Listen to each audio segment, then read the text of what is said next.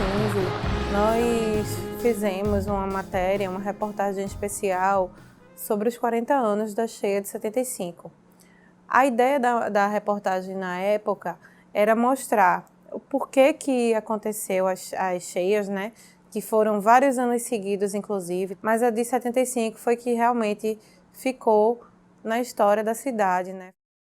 O Recife tem três pontos cruciais em relação às chuvas. Nós temos uma geografia de um terreno, de um território cortado por rios. Nós temos os problemas da forma como a cidade se desenvolveu e se expandiu e desconsiderou a geografia da cidade, né, em nome do desenvolvimento imobiliário e viário. E temos também a questão das barreiras, das encostas. Até a década de 70, nós tivemos muitas mortes provocadas por alagamentos, por enchentes. Recentemente, nós temos problemas, a maioria das mortes que acontecem relacionadas às chuvas, associadas às chuvas, são devido a deslizamentos de barreiras. Todos esses bairros centrais, né, até chegar ao longo da Caxangá, da Abdias de Carvalho, né, Avenida Norte, tudo é uma região muito plana. Então, região plana, então a água vai se acumulando e escoa muito devagar. Isso vai até para Piedade e Candeias, e na parte de Olinda também vai na parte mais costeira, né, e até para Jardim Fragoso, Jardim Atlântico, né, que tem uma parte plana. Para piorar essa nossa geomorfologia, aí nós temos um conjunto de morros que circundam essa planície. Né? E aí numa chuva muito intensa, então a chuva ela cai nesses morros e aí escoa rapidamente pelos morros, né? E alaga bastante a planície. Né? Então a gente tem esses dois problemas. Né? No morro o risco do deslizamento e na planície o risco da inundação e do alagamento. Aí o outro aspecto de que causa alagamentos é que chove muito em Recife. Né? Recife, Olinda, Jaboatão, né? Então a chuva anual está na faixa de 2.400 milímetros, que é um total pluviométrico bastante grande, né? Mas o que mais sério não é nem esse total pluviométrico, é a intensidade da chuva que acontece em alguns dias. Quem não está lembrado, 1 milímetro de chuva equivale a 1 litro por metro quadrado. Tá? Então, nesses dias que chove 200 milímetros no dia, como aconteceu no dia 13 de junho, então em cada metro quadrado da cidade caiu 200 litros. Né? Isso é muita água, então o sistema de drenagem não consegue dar vencimento. No período de inverno, eu acho que é um dos grandes problemas que a cidade enfrenta com os alagamentos é a mobilidade. Não é? Como as pessoas se deslocam, sejam de carro, seja de ônibus, seja pelo metrô, seja de bicicleta ou a pé, quer dizer, de todas as formas existem problemas, durante esse período chuvoso. A cidade já precisa de um protocolo para situações de emergência, quando se chove muito acima do esperado, quando o sistema de drenagem não funciona, quando o sistema de transporte não funciona, quando as pessoas ficam ilhadas. O protocolo é para ficar em casa mesmo, que é os lugares mais seguros que você possa estar, nesse caso, se você não morar em áreas de risco. Evidentemente que isso tem que ser uma decisão do poder público para proteger principalmente o trabalhador, que nessas situações ele vai ser cobrado pelo empregador e não tem como fazer. Então, existe evidentemente um trabalho que é importante da Defesa Civil, mas não é fácil. E não é fácil por quê? Porque você tem que oferecer alguma coisa em troca. E geralmente as pessoas não querem ir para abrigo. Aí você diz assim, não, mas em abrigo elas iam ficar mais seguras. Em abrigo são várias famílias juntas, sem nenhuma privacidade. É uma situação de vulnerabilidade que as pessoas evitam muito ir, elas preferem tentar ficar na casa de amigos. Agora você imagina isso no dia a dia, você está em casa, recebe um SMS dizendo, olha, se você está em área de risco é melhor sair. Toda vez que chove, você sair de casa, aí tem muita gente que não acredita também nas previsões, né? Não, hoje vai chover, mas não vai chover muito. Ninguém estava esperando que agora fosse ter uma chuva que fosse resultar em 12 mortes, né? E a tendência, né, segundo os especialistas em meteorologia, é que os invernos piorem, né? Que a situação fica ainda mais crítica.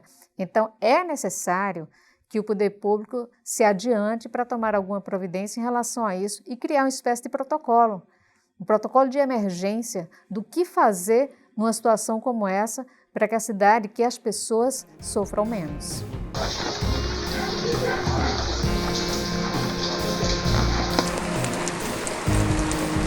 na frente tem quase 1.000 metros d'água já. Nesse local aqui haviam casas. Para tentar conviver melhor com essa situação, então tem ações que a prefeitura pode fazer, né? E tem ações que a sociedade pode fazer, e tem situações que seria de um alerta para não acontecer acidentes. Naqueles canais que foram muito estrangulados, então tem que tentar recuperar o espaço. Então, em alguns lugares aconteceu isso. Então, tem alguns pontos da cidade, ou diversos pontos, né, que era importante resgatar a capacidade de escoamento do curso d'água, porque foi muito reduzida ao longo do tempo. A tarefa de manter a capacidade de escoamento, né, dos rios, riachos e canais da cidade é uma coisa importante que deve ser levada em consideração. Uma questão é o lixo, né? Apesar de toda a recomendação, então ainda chega muito lixo nos cursos d'água, né? Agora, fora o lixo, né, tem também a questão dos sedimentos, né, que é essa areia que vai assoreando, né? O importante seria, antes de cada inverno, fazer esse desassoreamento, né? Mas a gente sabe que é um custo muito elevado, né? Uma outra coisa é a questão da impermeabilização, né? Quando chove numa área rural, então uma boa quantidade da chuva se infiltra, né? E só uma pequena quantidade é que escoa, né? O que se poderia fazer seria tentar resgatar a capacidade de infiltração.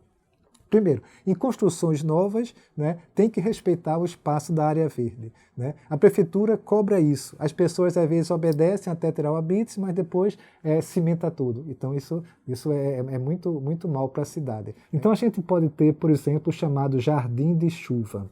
Dizer, como é que é o jardim de chuva? Você tem lá um pedacinho do terreno que sobrou, que não foi cimentado, então você cava esse terreno para poder melhorar a capacidade de infiltração, e aí bota brita, que é aquelas pedras maiores, para ter espaço para a água se infiltrar. Geralmente cobre com um geotêxtil, que é um tecido que evita que a areia vá penetrando nos espaços da terra e permita só que a água passe, né? Depois bota um pouco de terra e depois planta em cima, né? Isso é interessante porque fica um jardinzinho, mas é um jardim que tem uma boa capacidade de infiltração. A gente pode ter também a ideia bem semelhante, né? Uma trincheira de infiltração, né? Então você pega no terreno também, então cava um espaço, bota a brita, né? E depois recobre em cima com terra ou com areia, né? E aí quando chover a água cai nesse espaço e aí já ajuda bastante. Não resolve tudo, mas já ajuda bastante.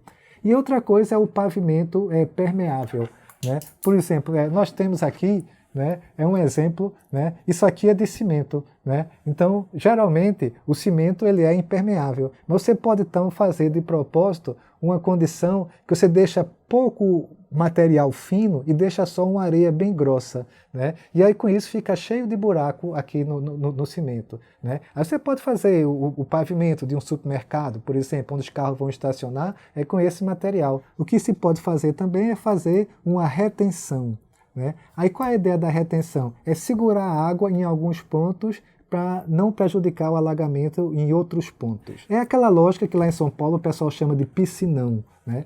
São reservatórios de retenção, né, que segura essa água para não alagar nos pontos baixos. Né? Olinda tem um projeto, né, de construir uma lagoa de retenção no Fragoso. Né? Vai ajudar, não vai resolver tudo, mas vai ajudar porque a chuva que vem da parte alta, então já fica retida, né, e já não passa para alagar a parte baixa. Quer dizer, passa bem menos, né, porque uma parte fica retida. Inicialmente foi desenvolvido o plano diretor de drenagem de águas fluviais do Recife em 2013 e 2016.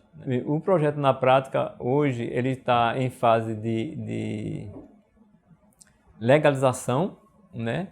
Vai ser transformado num projeto de lei encaminhado à Câmara.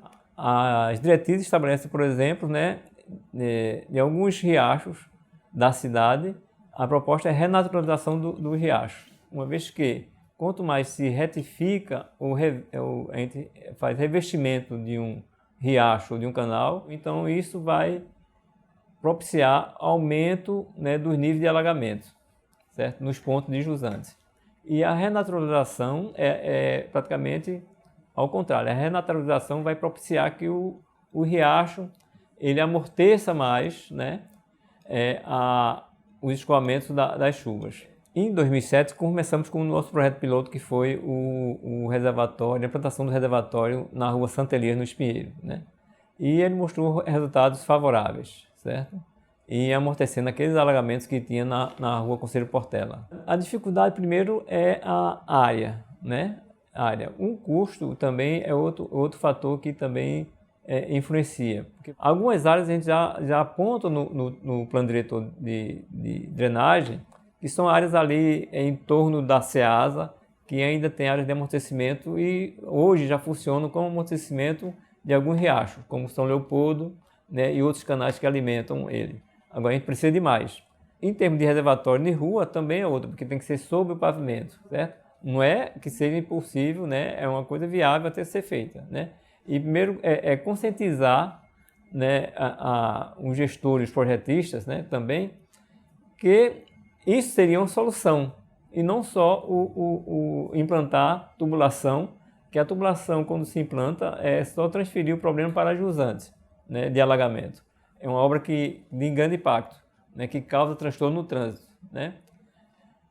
Mas é viável quanto à diminuição dos níveis de alagamento. Aos poucos, as pessoas estão reconhecendo que os problemas da cidade, eles não ficam limitados, né, no limite político da cidade. Porque, digamos, você tem Camaragibe, então chove em Camaragibe. Se a chuva que caiu em Camaragibe vai passar pelo Recife, né? No caso de Olinda e Recife, então tem chuvas que às vezes caem em parte de Recife, que corre para Olinda, ou que caem em parte de Olinda e corre para Recife. E era importante, então, que houvesse essa evolução na forma de abordagem, né, de pensar de maneira metropolitana. Eu lembro que na cheia passada, da cheia que veio com a água da Zona da Mata, a água que veio também atingiu o estado de Alagoas. Então, assim, é um problema que vai de uma cidade para outra, de um estado para outro, e realmente não há um trabalho conjunto de se tentar resolver. Eu acho que a gente sempre trabalha na questão apenas de tentar diminuir as consequências quando o problema acontece. Todo inverno é a mesma coisa. A gente já sabe que vai chover, a gente sabe que vai alagar, a gente sabe que há risco de desabamento das barreiras, a gente sabe onde o problema está. A gente só não se prepara muito para isso, não é? Mas assim, eu diria que mudar uma realidade é uma coisa trabalhosa, né? No Brasil todo acontece isso, né? Que as cidades cresceram muito mais do que se pensava, né? E a quantidade de problemas que foram surgindo, elas foram muito maiores, essa quantidade de problema, do que a capacidade da prefeitura de ir resolvendo esses problemas, né? Então eu diria assim, é muito importante que tenha essa educação ambiental também para a sociedade como um todo, né? Então a Boca do Lobo é importante, a sarjeta é importante, as galerias devem ser bem cuidadas também, né? E a tarefa não é tarefa só da prefeitura, é tarefa da prefeitura e da sociedade como um todo.